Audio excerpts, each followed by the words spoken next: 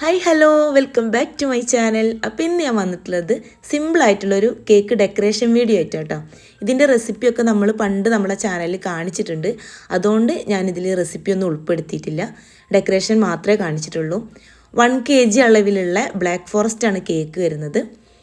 Blue and white തീമിൽ ഏതെങ്കിലും ഒരു decoration ചെയ്യാനായിട്ട് പറഞ്ഞിട്ടുള്ളത്. അപ്പോൾ എൻ്റെ ഇഷ്ടത്തിന് ചെയ്തിട്ട് കസ്റ്റമർക്ക് ഒത്തിരി ഇഷ്ടപ്പെട്ടൊരു വർക്ക് കൂടിയായിരുന്നു അത്. കസ്റ്റമർ ഒരു പിക്ക് അയച്ചു തന്നിട്ട് നമ്മളോട് അതുപോലെ ചെയ്യാൻ പറയുമ്പോൾ നമുക്ക് അത്ര ടെൻഷനൊന്നുമില്ല, പറ്റുന്ന പോലെ ചെയ്ത് കൊടുക്കും. പക്ഷേ നമ്മളോട് ഇഷ്ടത്തിന് ചെയ്യാൻ പറഞ്ഞിട്ട് ആ ഒരു വർക്ക് അവർക്ക് കൊണ്ടുപോയിട്ട് ഇഷ്ടപ്പെടുമോ എന്നുള്ള ടെൻഷൻ നല്ലോണം ഉണ്ടാവും കേട്ടോ. ഏതൊരു കേക്ക് ചെയ്യുന്നവർക്കും അങ്ങനെ തന്നെ ആവും. അതുപോലെ ഒരു കേക്ക് കൊണ്ടുപോയി അത് കട്ട് ചെയ്തിട്ട് അവർ കഴിച്ച് റിസൾട്ട് പറയുന്നത് വരെ ടെൻഷനാണ്.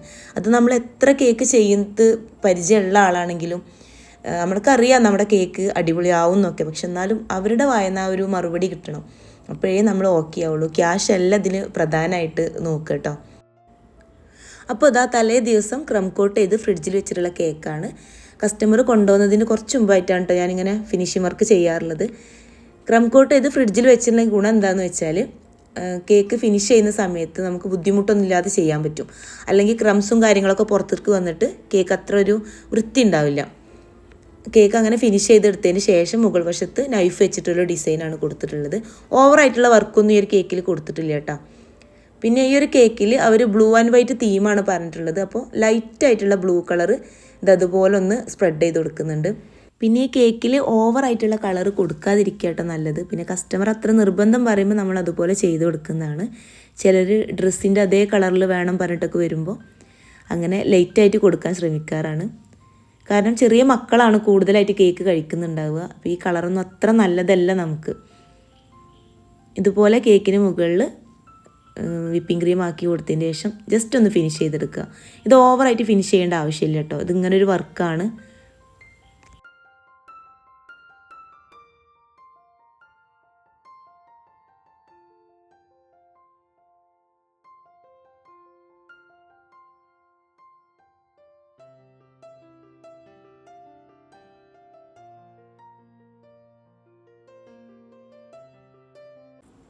അങ്ങനെ നമ്മുടെ കേക്ക് ഇവിടെ റെഡി ആയിട്ടുണ്ട്. ഇനി ഇതിന് മുകളിൽ കുറച്ച് ബോൾസ് വെച്ച് കൊടുക്കാം. ഇതുപോലുള്ള ബോൾസാണ്. ഇതിങ്ങനെ റെഡിമെയ്ഡ് ആയിട്ട് വാങ്ങുന്ന കേട്ടോ.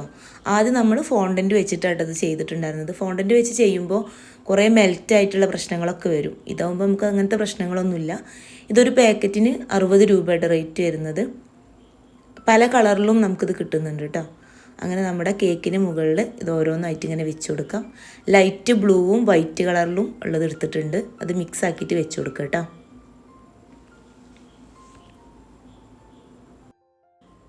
വൺ kg ബ്ലാക്ക് ഫോറസ്റ്റിന് 600 രൂപയുടെ റേറ്റ് വാങ്ങിക്കുന്നത്.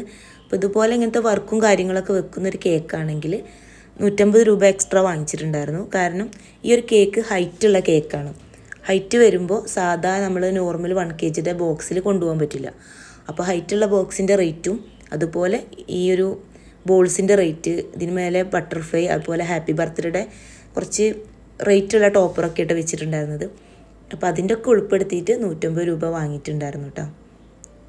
കസ്റ്റമർ നമ്മളോട് ചോദിക്കും ഇതെന്തിനാണ് നിങ്ങൾ ഈ റേറ്റ് വാങ്ങിക്കുന്നതെന്ന് അവർ ചോദിക്കാറുണ്ട്. അപ്പോൾ നമ്മളിത് വിശദമായിട്ട് പറഞ്ഞു കൊടുക്കാറുണ്ട്.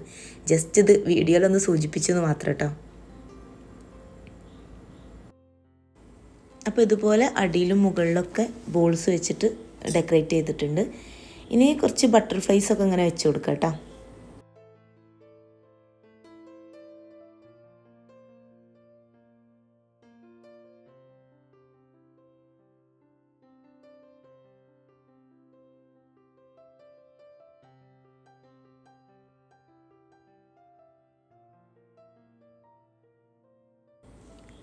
അങ്ങനെ ബട്ടർഫ്ലൈ ഒക്കെ വെച്ച് കൊടുത്തിട്ടുണ്ട്. ഇനി ഹാപ്പി ബർത്ത്ഡേയുടെ ഒരു ടോപ്പർ കൂടി വെച്ച് കൊടുക്കാം.